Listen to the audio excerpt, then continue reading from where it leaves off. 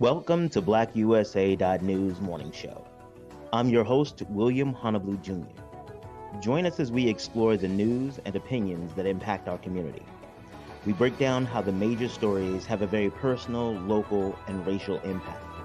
No topic is off limits, but even if the conversation gets rough, we're always going to keep it real.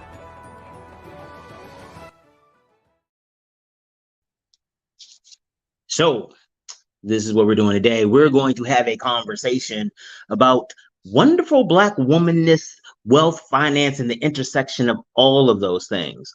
What we find is that as we look at Black women and their engagement in the different industries, especially in this realm of the Great Resignation, before that, you had Black women representing the greatest amount of the educated workforce, or the greatest proportion of the workforce that was educated. I apologize. I don't know what I'm saying. I get tongue tied when I get excited about topics, y'all. Y'all know how I do. Okay. From show notes tell me I need to calm down because I gotta, you have the doc on and you have some very important guests, you gotta at least act like somebody raised you well. And then I found out my mama watching this show too. Anyway, okay, sorry, off topic. So Black women are the most educated portion of the workforce, growing rapidly. But what a lot of people also don't know is that Black women also represent one of the largest populations of increase in entrepreneurship, small business, and leadership in corporations. And again, when I talk about leadership, I'm not talking about the line manager or the person that we see district manager. I'm talking C-suite.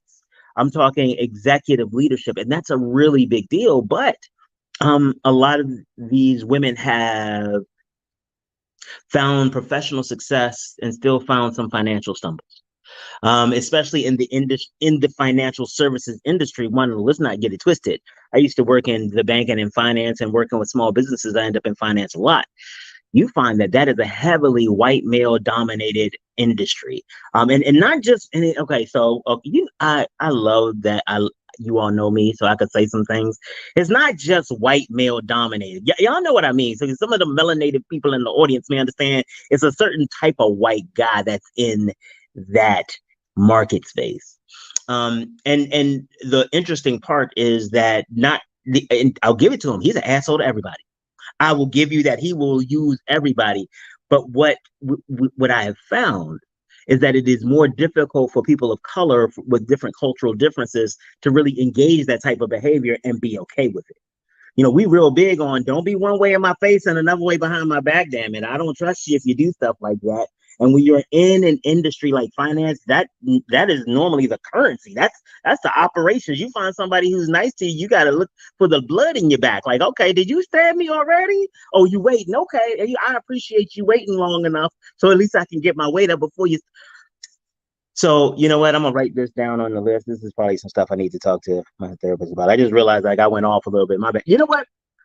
I'm making this whole thing about me. Oh my God. We are like a whole bunch of time in, and I have not even introduced the amazing, the phenomenal, the incredible Dr. Constance Craig Mason. Come on to the got it on. Oh, here you go. Gotta hit all the buttons. Make sure you show up, baby. How you doing? I'm well. How are you? Glad to I'm be doing here. well. I'm glad to have you. Okay, so I am trying to calm down because what people don't know is that I've talked to you several times outside of this, and we have had some amazing conversations. So I'm trying to, I don't want to spoil it for everybody, but y'all are going to be amazed with some of the insights this woman has to bring. But some of the show notes. Okay. I realize that a lot of my audience may not know you, may not know your background, or all the awesome and incredible things that you've done. So, you know what? I'm going to take a step back now because I keep forgetting I am a professional. This isn't just therapy. I'm a professional, and I need to take a step back and give you an opportunity to share with the people who you are. Well, hello, everyone out there. I am Dr. Constance Craig Mason. I am a licensed financial consultant, as well as an insurance broker, speaker, author, coach, all of the things. And I absolutely love being of support to my people in the community. Actually, I was able to receive an honorary doctorate this past December for all of my work in financial literacy and the advancement of economics for small business owners. So I absolutely love the opportunity to share on platforms like this where especially during Financial Literacy Month, which is April, I get the opportunity to share what I'm passionate about and elevate our mindsets around money, which was very, very key for me. I had to do a lot of personal and professional development over the years. So when people say do the work, there's a lot of work. And you did mention mental health and things like that, but it is a collaborative thing when we're thinking about elevating our lives. You can't just elevate one area. You've got to kind of work on a few things. And so, you know, growing up in the inner city of Baltimore in poverty is not big up Baltimore. Yeah, it's not the glamorous story that some people would think when they hear, oh, Dr. This and all of these accolades. You know, I grew up in the inner city of Baltimore on North Avenue. Okay, north of what? North of what? A lot of different places. North. Okay, you was up and down. Okay. North and Broadway, North and Poplar Grove. Okay, you over east. Got you. Okay, over east. Yeah, and so you know, I watched my mom literally pinch pennies, and you know, later on, I learned that she was like the queen of budgeting and making those ends meet. But I also found that it kind of gave me a poverty mentality at the same time, in which you know, I was not thinking about how I would live the life that God had for me, the more than enough. We were taught how to make it all work, but not how to create wealth or legacy, because you can't teach what you don't know. And so, wait, say that again. Oh, wow. I told y'all were going to be in for it today. Tell them what you can't teach. Go ahead, tell them. You can't teach what you don't know. And unfortunately, a lot of our parents and even some of our grandparents, you know, may not have had all of the things, the tools, the strategies, the connections, the people that could take them to an elevated level. And so therefore, how could we get there? Right. And so I am a firm believer that literacy, you know, is key to shifting our behaviors and things that don't serve us well. Actually, Dr. George Fraser, the CEO of FraserNet, he said that wealth is the side effect of financial literacy. And I would have to agree that wealth is the side effect of financial literacy. And I agree. Okay. So really work me through that. Because I mean, see, one of the things that I don't like is that when something sounds deep and we go for it and then we like, what does that mean? Then somebody explains it to you and you're like, or somebody asks you explains like, yeah, it means that, you know, and you know what? Now I think about it, I don't really get it either. So now let's make sure they get it. Absolutely. So when I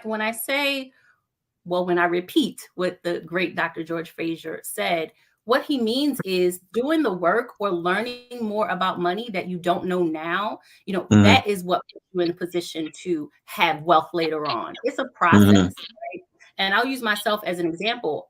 I grew up in poverty, but I didn't stay there. And so when I was about 18, 19 years old, Google came out. I'm dating myself. And yeah, that's cool. We good. We good. I started Googling any and every basic thing that a lot of my counterparts or maybe even some of my peers may have already known how to do, you know, like how to get a bank account, how to get an apartment, get a driver's license, even get a credit card. You know, those weren't things that I saw on a daily basis in my immediate circle. And so it wasn't something I could model. I had to go look for it. And so Google was my friend. Google owes me some money because I am always including them in my story, right? Shout out to Google. But yeah, before I had any pennies to put towards any kind of personal professional development, Google was there to teach me things. I took a lot of studious notes, and I didn't just leave it there. I read it. I applied what I could at the time and saw the benefit of it. And then I moved on to the next thing. And I was just taking my little tax refunds that I was getting because I said young babies. And I would take my tax refunds and I would fix things on my credit because I did not know that if you get a finger hut and start ordering up some accounts and things and you don't pay it back, that they put you in collection. Oh, yeah. They come for it. hard way, right? And then even like switching cell phone carriers and not knowing that they're going to charge you a balance or something if you're out of contract, and then they put that on your credit. And these are like some of the little small things that had I had a conversation with somebody who knew, I might not have had to go and repair my credit at 19, 20 years old.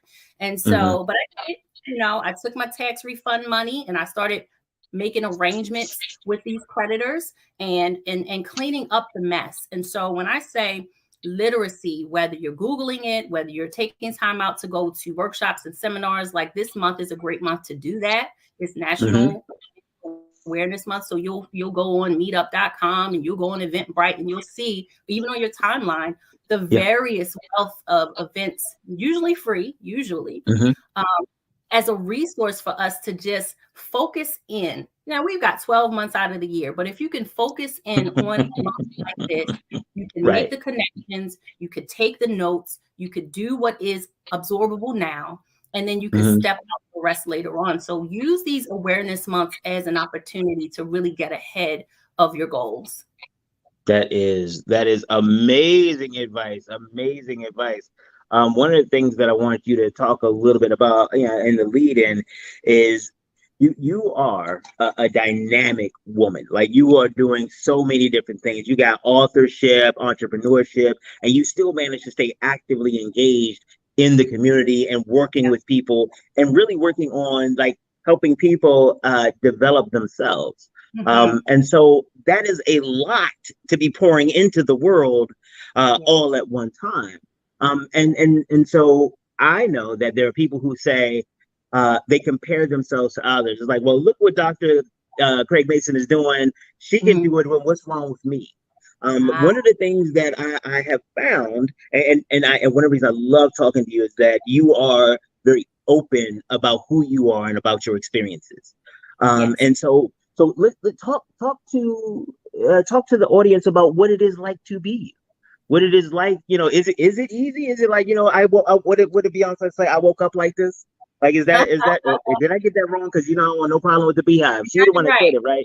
You got it right. Beyonce. I don't want no smoke with the Beehive. They come and get you, boy. But like, so is that what it is? You just wake up and it just goes for you? Because that story you said, the way you started, doesn't sound like that's the way it went. Absolutely not. Absolutely not. I definitely didn't wake up like this, first of all. You know what I'm saying? Look, they talk about waist up, okay? Waist up. But no, first of all, let me just say, I see you. I see you. I see the people in the audience, meaning wherever you are, don't have any shame with it. Just know that you cannot stay in that space.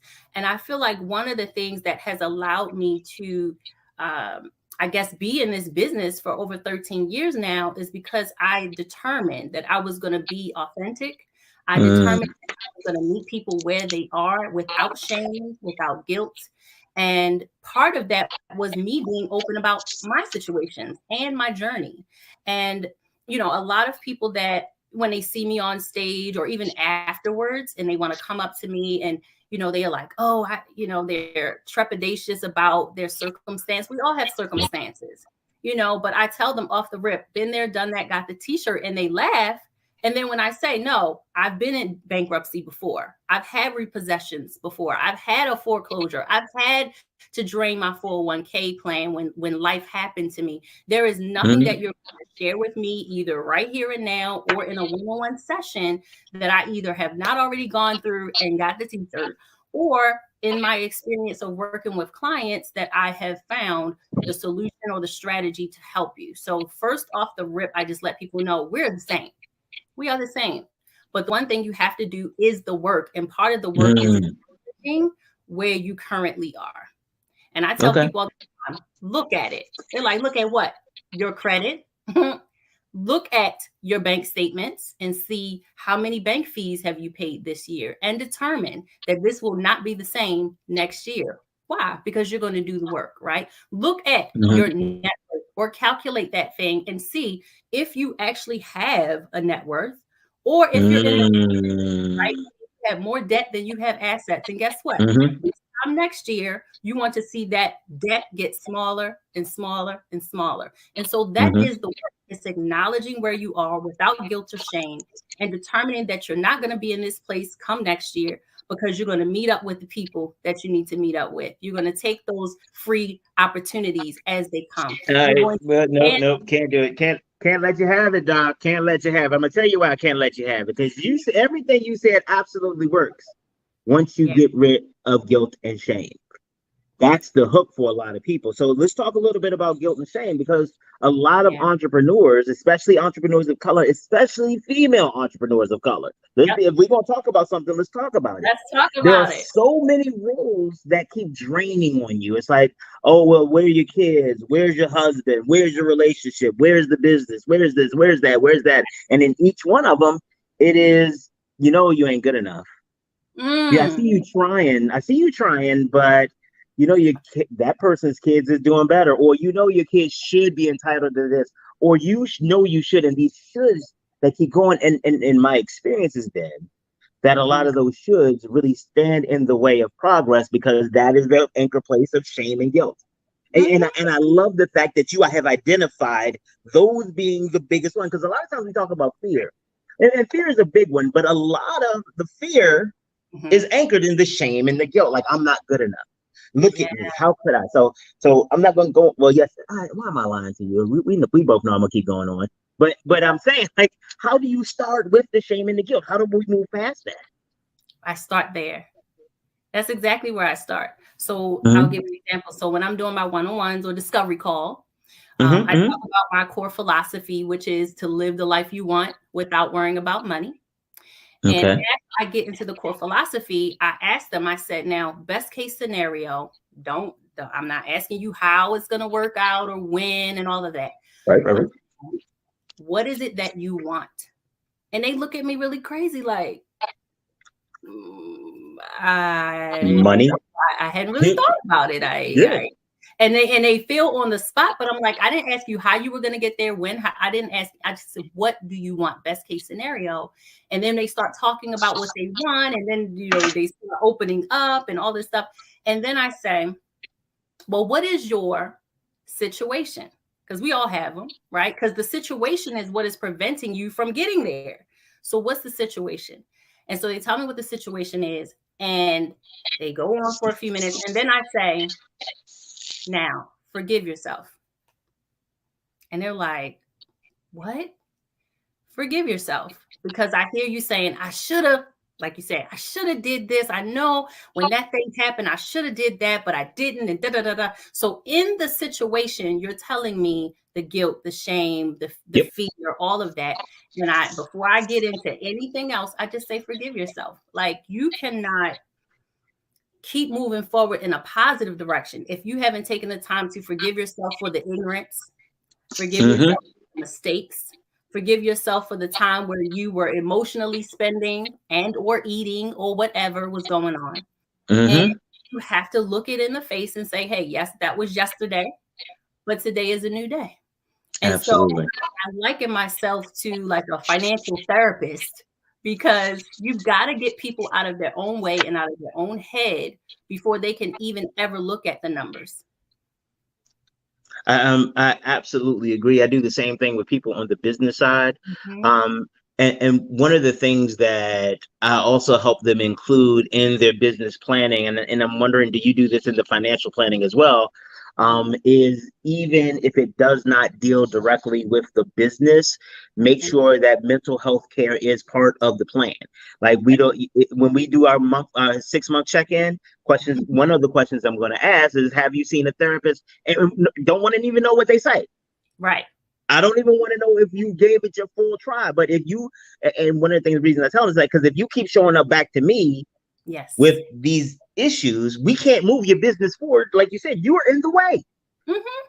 So do you kind of help them try to build in and identify what some of the therapy, or identify therapy, or at least let them know that that's part of the things that they need? Yes, I absolutely do. I talk a lot about wellness and well-being, right? And so oftentimes we'll think about our physical well-being, right? Whether we're doing the right things or not, we at least think about it. We're conscious of it.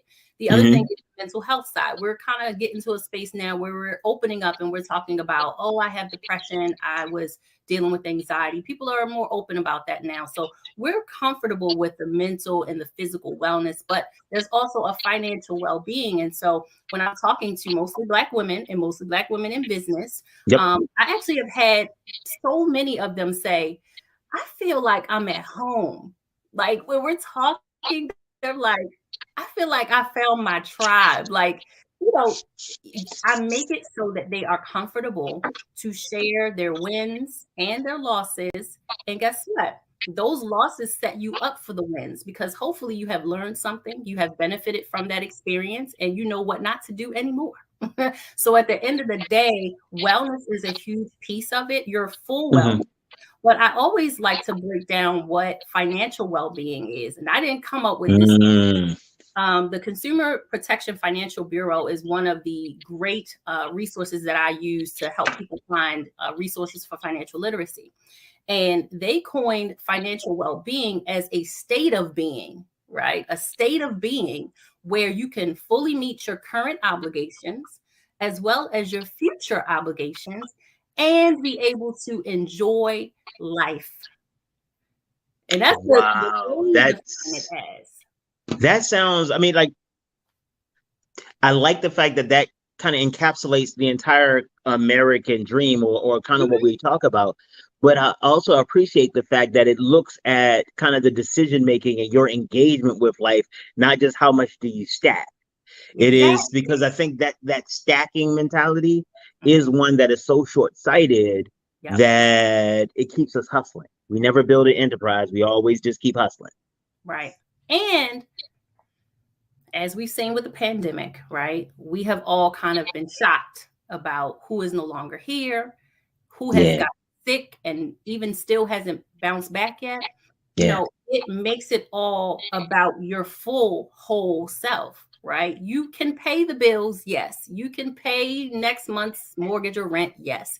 But you also need to enjoy this journey along the way because you do not know when your day is done, right? You don't know, neither do I. And so being able to have your necessities met and build legacy and all of that, but actually enjoy this process along the way. They say that financial wellness is based on two themes. And one is financial security. And the other is freedom of choice. So that's that whole definition. Security and it's freedom of choice. Now, I know for myself, when I was young and coming up, young mother, before I got married, and even a little after I got married, we would try to go and get a car. Now, if you didn't have the best credit, you know what that experience is like. You are in that relationship for hours on end, right? And you don't care as long as you walk out that night with something, right? Something in my price range. I can make the monthly payments. Right. And so they have put you through the ringer. They have put you through 10, 15 of their lenders and your credit is taking a hit. And you're like, I don't care as long as you get me something. And sometimes you end up with a high interest rate because you don't have the highest of credit score, or maybe your income isn't the highest or what have you. But the reason I bring that up is because that's not a situation where you have freedom of choice. They tell you of the one car that you can get on that lot. And it might not be the color. It might be too small. It might be anything. You're thinking about the necessity of what it takes for you to get back and forth to work. So you're willing to take whatever they give you, but that is not what that's not financially well. Right? We talking about financially well means you can handle stuff, but then you're also going to have some choices that you get to choose from. And that's absolutely what I want people to get to. And I think that the idea, kind of going back to what you were talking about a little bit ago, about when you first sit down with somebody and ask them about what they want, our educational system, our business system, and our employment systems are not designed for your individual thinking. Even the way that we train, and we talk about this a lot on the show, even the way that we train children, and especially in public education, it's in the non-elite. And then when I talk about elite, not just boarding schools, about schools that most of us have no idea the names of schools, but like certain people, it's, you went where?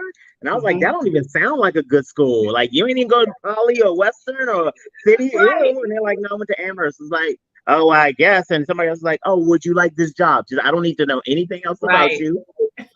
You went there. Exactly. And so I'm sorry, I got lost in the example. I get all this is a problem talking to people like you. I get all excited about it. Okay. But the system teaches them to follow directions, not to think independently, not to think critically, but like how you're in school, every question has a right answer. It's all about judgment or being judged. It's even they tell you do a creative essay, but it has to be done like this. Yep. Within So right. And so when people struggle with like, well, I don't understand why Black kids aren't doing better, or why women, especially Black girls, aren't doing better in entrepreneurship, except we forget that we've trained them all the time to be specific things. Right. We have not ever asked them what do they want. I remember growing up, I got sent out of the kitchen because I was making a mess when my female cousins had to stay in to help clean it up. Those types of things are baked in. And what do you want? Why would you know that? When people ask you normally in our system, it is designed to give a quick answer.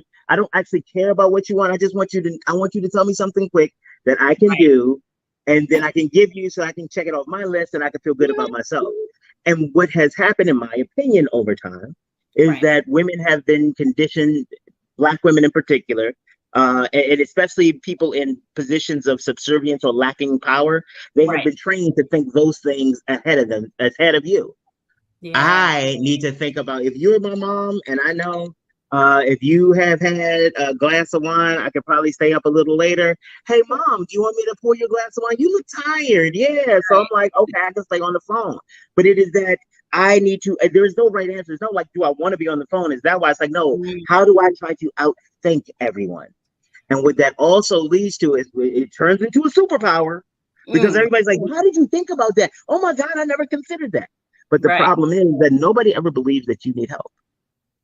You have to have a collapse. Things have to go horribly, horribly wrong before anybody goes like, are you okay? Yep. It's true. It's true. And, that's another reason why I like to share my story. I've been in this business a long time, but I've only been sharing my story for the last 3-ish years. Because I was taught, especially in the insurance world, that you teach concepts, right? And products and services. And I just felt like it wasn't important who I was or where I came from or who was behind the curtain, And so we were very scripted, and we had PDFs and PowerPoints, and we could get it done and we could make sales. But I found that when I started sharing who I was and why was I in front of the room, and why did it matter to the person sitting there? Like I started off saying, because I'm just like you. I had to sit in them same seats and take notes and apply the stuff that I'm telling you to do. I didn't show up here, and I don't have a college academic degree. I have an honorary doctorate. And so when people, hear that stuff, they're like, oh, she musta went to the best of schools and musta had, family leave money and inheritance and that kind of thing. No, it was not that way at all. And so I always like to let people know that you see me up here now, but it always was not that way. And the work is on a daily basis. It is literally shifting the habits and the thought processes and unlearning some things and learning some things. And the more you do that, just like myself, I got excited about it. I got so excited when I was able to see that I had a few hundred in the bank. Now, it wasn't thousands like, some other people, but I knew what the work it took to put it in there and keep it in there, right? And adding to it over time. And another word that I really, really love and I impress upon people is financial clarity. So, with clarity, being able to see clearly. And when I bring up financial clarity, I'm telling people to look at it. Again, look at the situation, look and know what your financial position is. So the example of somebody who has a low net worth or a negative net worth, right? That too is a position, is it not? Yes, absolutely. A financial position, and to be clear about that in 2022, that you can set a goal that in 2023, whatever the goal is, You know, you got to know your credit score. You got to know what your cash flow is. You got to know what your net worth and your debt to income ratio. And some of these numbers are like, what the heck is Constance talking about? And neither did I. But we know when it's short. We know that. That means that you don't have enough cash flow coming in, right? And but the cash flow is what leads to the options in life. Absolutely. At very minimal cash flow, how can I accelerate this thing so that I have enough left over to where I can invest, or I have enough left over to where I can start that business, or I can put some money away for my kids to go to school because maybe nobody put any money for you to go to school and you want the buck to stop here. With you. You've got to well, one of the other parts about the work, and even if you take a look at it in the shorter term, because there are people who don't have different aspects of those. One of the parts of doing the work and one of the parts of planning is to get assistance figuring out what the contingencies should be. Because, you know, I've seen this again, I'll talk about it on the business side, where people have all of their stuff budgeted out and it's real good and it's done well. Actually, one organization in particular, they were doing some mobile food business.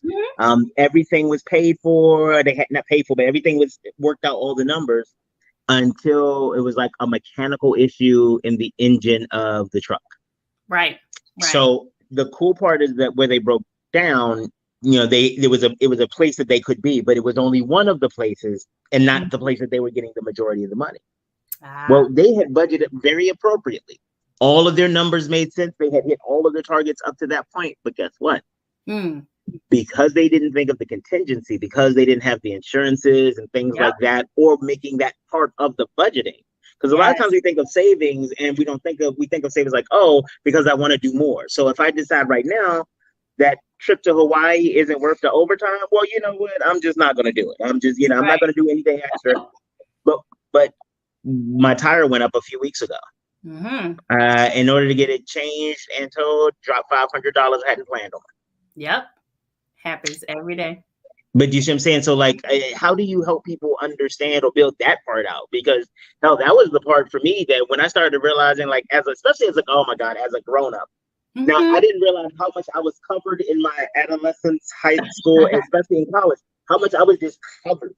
Like, you know, and how many those extra $10, $20 every once in a while you get from people, those are big. You don't realize it until it stops. And then you have like regular adult responsibilities. No, ma'am, no, sir. This is sucks. This is not like the brochure. Right. How do you say, adulting is ghetto. It is so ghetto. It is so ghetto. So how do you work with people? Because I'm sure there's a lot of young people or a lot of people in nascent stages of business or nascent stages of home ownership, employment. How do you help them prepare for stuff they don't even know they should be concerned about? Exactly. So that is part of, remember, I went back to the financial wellness and having the two themes of security and freedom of choice. So part of the security element is foundational. So foundational meaning, just like you build a house very strong and the foundation has to be superiorly strong. If the house goes down, they can build again on top of a strong foundation. So when it happens, right, you have something that can hold you stable while you pick yourself back up. And so those kind of things, like you were talking about contingencies, you know, it could be the emergency account that has 3 to 6 months of your expenses saved away, right? Because we can work toward that. We can work toward that.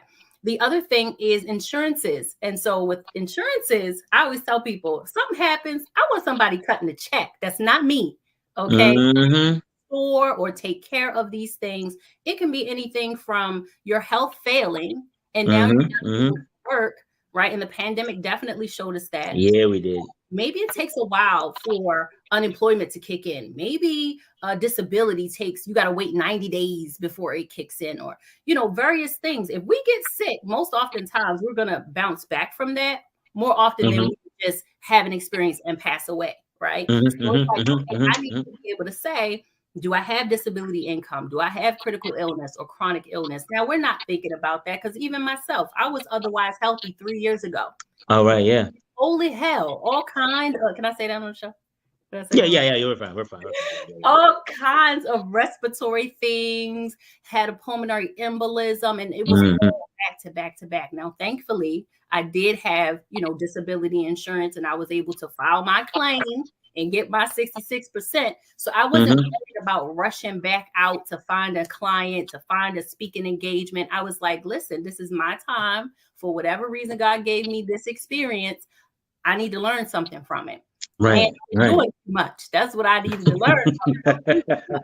And so when I had to sit down, I had the resources so that I could take that time for self-care and mental health and then get back in the swing of it. So the foundation, the security part is the emergency, the insurances, maybe even having multiple streams of income. I actually do a talk around that.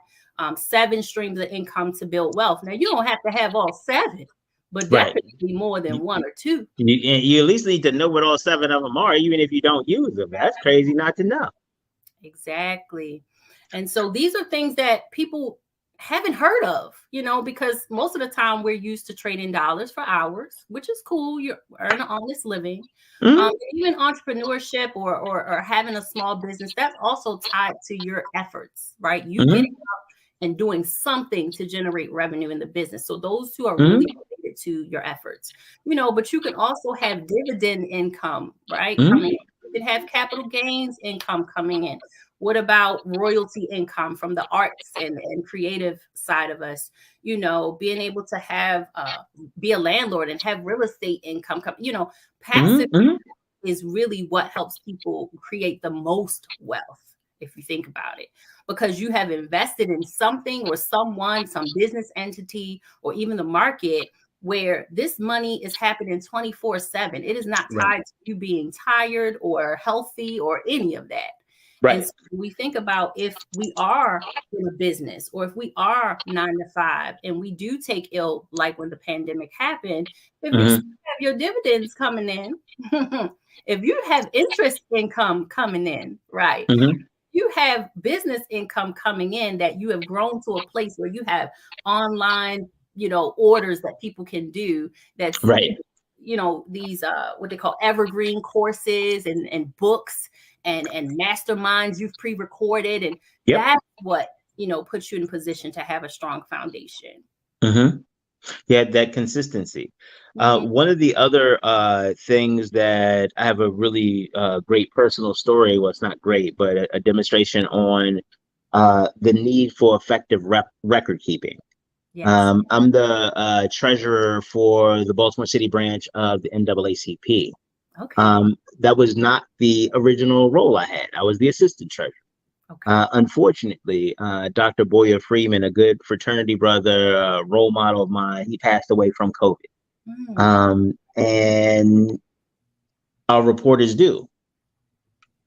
He was the treasurer. And what I realized is that going through some of the records that he left behind and stuff like that, I am ill-equipped to be treasurer because the man's records were so immaculate. Like they were very well defined. And I had like 2 days to create the 2021 report. And was able to pull it off. Why? Because even in death, he was his record keeping, his organization was a benefit to us. And so that was, and again, that's an extreme circumstance. But in your regular life, things like that happen as well. Oh, this piece of mail, it doesn't look that important, let me just throw it out. Or, oh, this is my, actually, my mother just recently almost threw away her tax refund from the accountant because my mother's a little older, and according to the news, everyone is waiting for all of her documents to take all of her identity all of the time. It is always ready to happen. And so she doesn't let anything sit around. It might go in the trash. And, I'm comfortable. There are people who just sit outside her house and just look through her trash every day, every molecule to find it. And again, I love my mama. But so she was, because this is all her tax information, her nose, she was about to just drop. She said, let me look at it real quick. She called me and said, I almost, and I know she would have been mad. I still haven't got my refund. This is wrong with the government. But that, and I just want to say, like, that record keeping that he did, Being able to, because you talk about understanding what your situation is so that you can take control. Part of that is being organized. It doesn't have to be when you die. It's just like when you need to find some information. I don't know how many times somebody has said, "Oh, do you have your transcript?" Yes, I do. And I know where it is. And sometimes, I would know one time that made getting a contract saved me getting a contract because it was like the last minute and somebody had a question of my credentials because apparently I couldn't be who I said I was. And the fact that I was able to boom get it to them saved the contract. That's amazing. So even as you are working through the emotional side, and that's the other part, it's going to feel uncomfortable. It's going to suck. And it will also, real talk, be triggering quite frequently through the process. And it will absolutely guarantee you that it will get horribly worse before it gets better. Tell the truth. But on the other side of it, though, ain't nothing like the sleep you can get. And I, from the side that people are looking at, absolutely, I get why you don't believe it. Because when you're under that much debt, when you're hiding from telecallers, because you might have bills, dodging this, parking, like all of these things, because these are real things that people do. So when you're in the midst of it, you don't even believe that it's possible. Right. That's for Dr. Craig Mason. She people like her, or if I had, because she talked about where she grew up in, but clearly something that there's so many things that must be something about you, because it could never be me. Because and I guarantee you this though. The one thing I will guarantee you is that if you start off with the belief that it won't be you, it won't be. Guarantee you that. I can't tell you. Look, I'll be honest, because y'all know how we do it here. I'm gonna be honest with you. I can't tell you you're gonna be successful, because some of you all won't. Some of you will fail. Absolutely, been there several times myself. Absolutely. Actually, if we're gonna be honest about it, I'm in the midst of a failure right now. Hello, okay. But it'll happen. Yes. But that's why you have to make sure that you have a tribe with you that supports you, that you understand that a lot of the decisions, a lot of the outcomes have nothing to do with you. Like there are so many times that you do everything you're supposed to do and it still doesn't go right. Why? Because that's beyond you. That's you figure, what can I do? You can't. Guess what? I'm gonna tell you what. You will never know how the Equifax, TransUnion, and Experian algorithms work, because if you did, they would lose literally millions of dollars. You will never be able to know how it works, but understand that you still just got to do the best you can, because that number is not a reflection of your fucking identity. That is a representation of how profitable you can be to somebody else. It's like being on the slave block, if we're going to talk about it. And look how fat my thighs are. Look how good I look. That we're struggling to become what they want us to be. Now, again, if you want to look like that, if you want to have that number because you want to, that's fine. But that number, you don't have any control over. So how is your identity tied to some shit that ain't about you? I love that.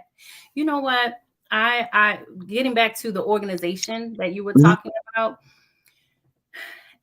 it has been a challenge to get people to think outside themselves sometimes, right? And I don't know if you're a spiritual man, but I know that my Bible talks about leaving an inheritance for my children's children. That sounds very far off, but I'm here to tell you that I have children's children right now. I got a 6-year-old granddaughter and a 2-year-old grandson. And so everything that I'm doing on a daily basis for myself and, for the business and all of that stuff, that is for them, right? It is for them. And when I think about how challenging it is for us to, like you talked about being triggered, heal ourselves and stop this self-sabotaging behavior and, actually learn some new stuff, and don't just say, well, that's not how I was raised and that's not how I was brought up, right? You have to literally go after what it is that you aren't familiar with, right? And when I think about someone taking the initiative and being very intentional about the buck stops here, this illiteracy stops here, then now you might be the first. Right? And don't get it twisted. Being first is not fun. Being first sucks. It's hard, right? And Oh, so when you think about it, okay, you set up the insurance policies and you bust your butt to make sure that you have this savings going in every paycheck, and you let the people take the money out for your 401k, and you had an estate planning meeting, at least set it up with the attorney, and you say, listen, I'm tired of doing my taxes myself, I'm gonna get myself an accountant this year, and you start doing all this stuff, and like you said, and then something happens, right? And don't nobody know where the papers are. They don't call. They don't know what the policy is. And so now you've done the right things. Hallelujah. But they haven't the slightest idea what phone number. They're useful. Yeah, useless. Right. And so that's where that organizational piece comes in. As you're building it, document it and let somebody know, your spouse, your oldest child, your mama, whoever. Hey, you know what? No, stop it. There's too much shit people be giving the oldest kid. I'm tired of it, damn it, okay? It ain't always the oldest kid. Listen, it's my daughter. She the middle one, okay? We understand. Oh, okay. So, yeah. but one of the other parts, that talking about the engagement and who you tell, please also recognize that for some people, it's going to be difficult even having that conversation with you. Hell, it might be difficult for you to have it, because guess what that means? That means you have to deal with the fact that you could get sick and not be able to take care of yourself. It means that you might die. And how many of us are like, you know what? I wonder what would happen if I would die. And we're mentally healthy. It's like, if you're having those thoughts, please call somebody. And don't, like, that might be a thing. Mm-hmm. But so, and I got to give my mother so much props. She has these conversations with me regularly. I don't know whether she's forgetting like we did. And it took a long time for me to just be able to. At first, I wasn't listening. She was just saying, oh, so if anything happens to me, Charlie Brown, she holds up a book. I'm like, okay, that's the one I'm supposed to look in later. Because it's like, mommy can't die. Like, why would you want me to even do this? I'm like, I'm eating a meal. Like, why would you want to ruin that? Like, I'm not even hungry right now. Like, what's wrong with you? It's disrespectful. Mm-hmm. But she wouldn't stop. And now I know where to go. I hope I never have to pick it up. That's the point. But look, I got young kids, and I talk to them about it. Like I said, my daughter, she's 24, and she has known all the important stuff for several years. And I preface it like, if anything, she'd be like, "Ma, please." I'm like, no. I need you to know this, right? And she's like, "I know it's in the safe in your room," and she just started because she don't want to hear it no more. But that's just the point. You got to have at least somebody that knows. Yeah, I talk about it like I talk about going to the market. I don't care. And that is one of the things that you're doing wonderfully right now is that you're socializing the concept so that when it happens, it's not a surprise. Right. But I am also saying, as part of your planning, make sure you think about the initial. Lord, make sure you think about the mental and emotional capability of the person that you're tagging to do those things. Yes. Because I've been part of some estates that have gone horribly, horribly wrong, primarily because the person who was supposed to be managing all the stuff was dealing with something total, like nobody else was dealing with this. Like, you dealing with something altogether differently in you, and it's messing up. You won't return papers. You say you can't find it. You're taken to the bed. You can't do. And again, that's some real stuff. But making sure that the people and okay. So again, if we're gonna talk about something, let's talk about it. If you know that this is you, if you have developed the courage to put this together, congratulations. Right. Develop some more courage to revisit it after you do it the first time. So, because I really wouldn't, and this is me, I wouldn't recommend you do all of this the first time because it's overwhelming. Yes. Once you get it done and you get it out of you get it written in, and the first anniversary or 6 months afterwards, take a look at it and think about the people as these people. Will they really have you created drama? Now, if you want to create drama from beyond the grave, do each his own. That's you. But if you really are trying to bequeath something to someone or to leave something to someone, make sure you understand all of the stuff that's going to be necessary for it. If there is, don't lie to yourself about who you were. Because I have some family members who are horrible human beings. and all of the horribleness became an issue about who got what, when who. Well, that's it. You just think you deserve that because you all she was like you think everywhere, and it's like, but this has nothing to do with that shifferobe. You know that, right? Like, yes, it's just a piece of furniture, but like now y'all arguing about who loved who the most. Like, Exactly. there's a whole other thing we need to work through. Like, this ain't even about the furniture or the will, but that's part of estate planning.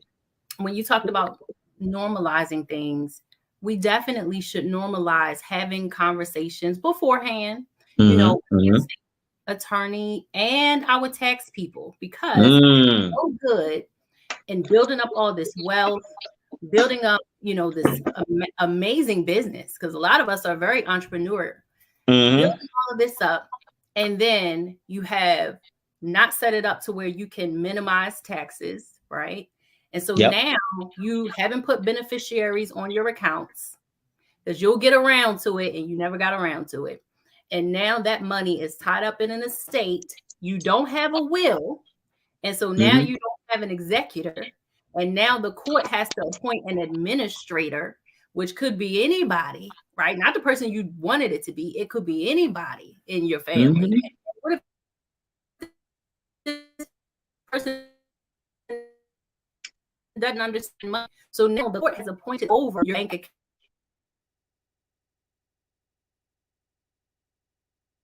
Yeah. Can you hear me well? I can hear you. You froze a little bit for a second. Can you hear me? Can you hear me? Can you? Yeah, I can hear you. You froze a little bit for a second. Can you hear me? Looks like the sound may have gone out. Can you hear me? Let's see. Can you hear me? I can. Can you hear me? Oh, okay.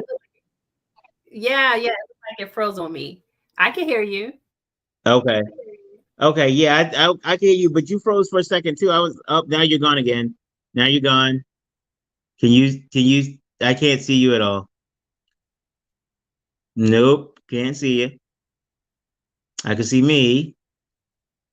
Can't see you.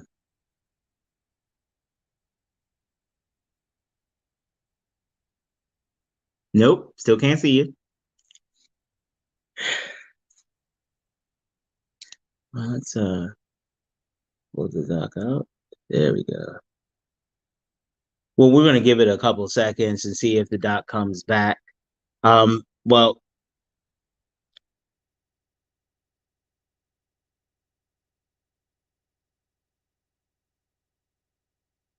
that was Dr. Cam. Thank you so much. We had a wonderful conversation with Dr. Constance Craig Mason and all of the amazing stuff that she is doing. Make sure that you check the links in the description so that we can let you know how you can keep up with her. All right, ladies and gentlemen, boys and girls, children of all ages, I am so grateful for all that you do and the support that you have. And hopefully you are educated and entertained. Oh, here she is. Hello? I don't know what happened with that. I don't know either. Yeah, but what I was saying was if you do not have a will, right? And you have not put the beneficiaries on your accounts. So then if something happens, even though you've done all this great work, you know, now you have an estate that's going to be subject to taxes, right? A hefty tax bill at that. So what I was saying was just normalize having conversations with, you know, your tax accountant, primarily a CPA, and also your advisor, because advisors are able to tell you the type of accounts in which you can put your money in to either avoid taxes or minimize them. And so when we think, well, I don't have a lot of money to do that. Whatever money you have, you need to be having this conversation. Even absolutely setting up the proper withholdings for your employment income. You know, a lot of people are like, I owe taxes every year. Or how about have a conversation beforehand about how you're supposed to set up these withholdings? You know, I'd rather see a person break even, right, and not owe IRS versus, okay, well, I don't get a refund, so I don't really care. When are we going to get out of this cycle of being so reactive after the fact? Oh, now I got to set up a payment plan because I owe the IRS. Yeah, that's cool. Yeah, but that's not the way it should be, though. Huh? Exactly. Getting ahead of it. And so again, we talk about being very intentional about the things that we're doing going forward. And that is one of them. You know, if you find that you're owing the IRS, or, if you're paying bank fees or anything that you're like, I earned this money and I want to keep it.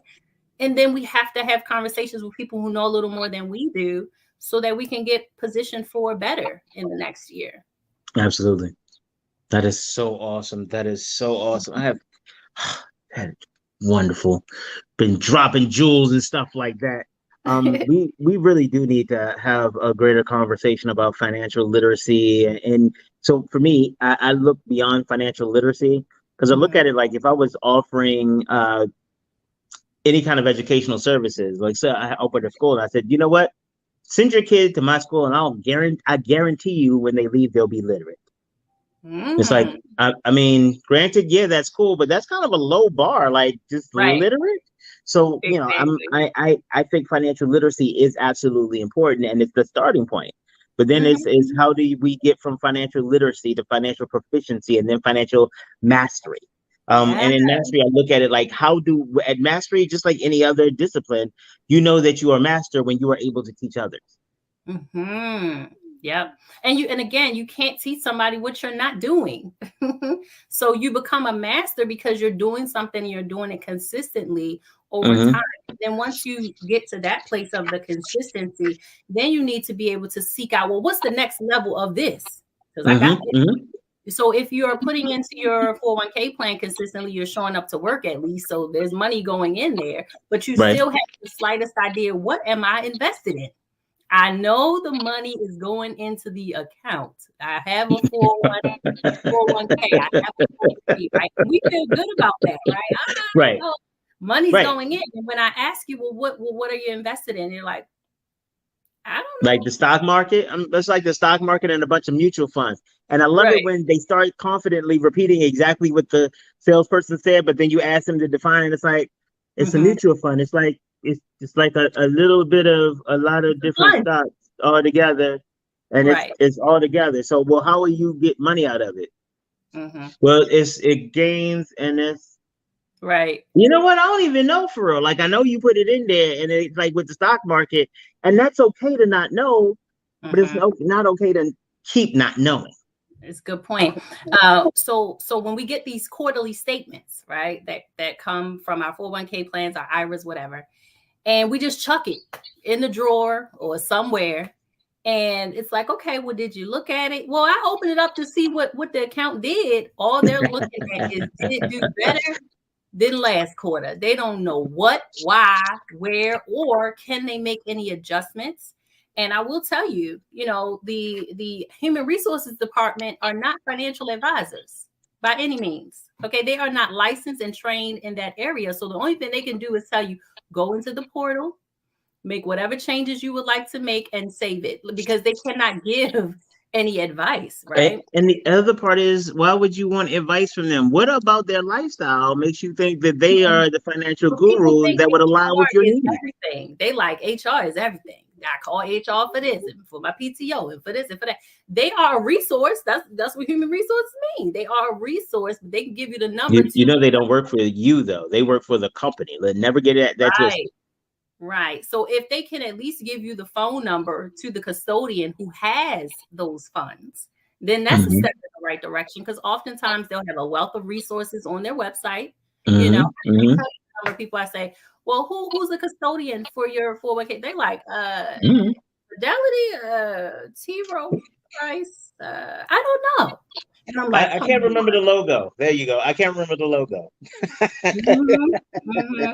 And so we're definitely not being intentional, right, about just, they want to see what the balance is.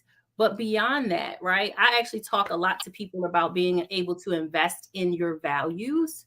So people aren't familiar with what that even means, but we all have values, right? Things that we feel very strongly about, things that we feel very strongly against. And every one of our dollars goes towards something, right? When we purchase things, we're buying into a business's bottom line and helping them to grow. And so at the end of the day, when I think about, the power that we have as people of color and how we spend our money, and we rather spend it versus invest it, right? Because we feel like that's scary. I don't want to lose money in the market and all these kind of things. but being able to have someone you can go to ask them all the questions that you have about, well, what does this mean? And what, like you said, what is a mutual fund? And do I even have one? And what is a stock and a bond? And all this kind of stuff, just the basics, right? You don't have to be, a guru, but just the basics. Right. And talk about investing in our values. There's something called conscious investing or impact investing, or they have these initials, SRI, ESG. And SRI is socially responsible investing. And right. what you're saying is, I want to put my money, whether it's in my 401k plan or IRA or a brokerage account, wherever it is, I want to put my money in companies and exclude the companies that participate in things I don't believe in. Right? They call it sin stocks. So if I don't believe in pornography, or if I don't believe in weapons or alcohol or tobacco or whatever, right? We call sin stocks. So if you find, when looking at your 401k statements, that, it's invested in XYZ companies, and I know what that means, right? You get to choose to pull that out of there and then replace it with something else that represents your values. So it's no longer are the days that we're just saying, am I getting 10%? Am I getting 8%? What percent am I getting? No, where is it going? And what kind of impact is it having?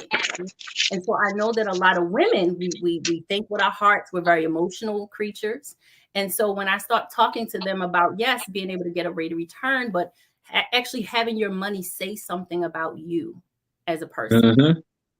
That is an option. And you don't have to have a lot of money to be able to screen your investments in that way, to block out the things you don't want or to add in the things that you want to contribute to. You're absolutely right. I told you. But what did I tell y'all? I told y'all would be blessed today. Y'all would be getting all the jewels dropped on y'all. It did not disappoint. I tell you what, though, Bo. I'm grateful that you came through today. So, hey, because I'd be thinking about stuff and taking it too far just off the break. You mentioned quarterly statements. Yes. Maybe you could come back maybe in May, June, before everybody starts getting their quarterly statements, and we can do an episode about, like, what does it look like? Walk people through so that when they finally do get through theirs, they want to, you know what, I'm not just going to put this in the drawer again. She showed me, let me look at it, because she said my orange part should go up this much relative to my green part, and I'm going to go look at it now. So what you think? What you think? You think that's good? I'm in. Let me know. I love it. I love it. We're going to make that happen. Now, y'all need to make sure y'all tune in again, because y'all don't want to miss that. Because see how much fun you had today. You learn stuff and you bless this. That's amazing. Yeah. It's amazing what we do. Doc, I'm going to let you get up off of here and get back to making people more money, but we will circle back around, because we need you to come here and explain how to make sure that we are financially literate and we are moving toward our financial well-being. Amens, amens, amen. Say those words. I love it. All right, I will talk to you soon. All right. All right.